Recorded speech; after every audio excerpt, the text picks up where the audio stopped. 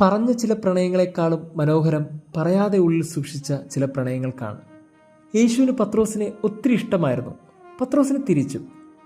യേശു കൂടെ കൊണ്ടു നടന്ന് ചില കാര്യങ്ങൾ പറഞ്ഞു കൊടുത്തു, ചില കാര്യങ്ങൾ തിരുത്തിക്കൊടുത്തു.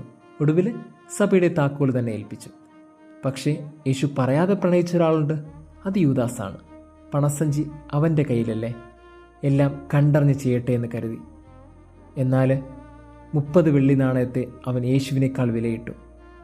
യൂദാസാണ് ഒടുവിൽ ഒറ്റിക്കൊടുക്കാൻ പോകുന്നതെന്നറിയുമ്പോൾ യേശുവിൻ്റെ ഹൃദയം പിടയ്ക്കുകയാണ്. രാത്രി രക്തം വിയർപ്പാക്കി യേശു കരഞ്ഞ് പ്രാർത്ഥിച്ചു. പ്രിയമുള്ളവരെ, ചിലരൊക്കെ സ്നേഹം തിരിച്ചറിയാതെ പോകും. അത് ഓൺ സൈഡ് ലവ് ആണ്. എങ്കിലും അവരെ ഓർത്താണല്ലോ രക്തം വിയർപ്പാക്കി ചിലരെങ്കിലും കരഞ്ഞ് പ്രാർത്ഥിക്കുന്നത്. ഒരു കാര്യം ഓർമ്മ വേണം, one side love is far better than two side love.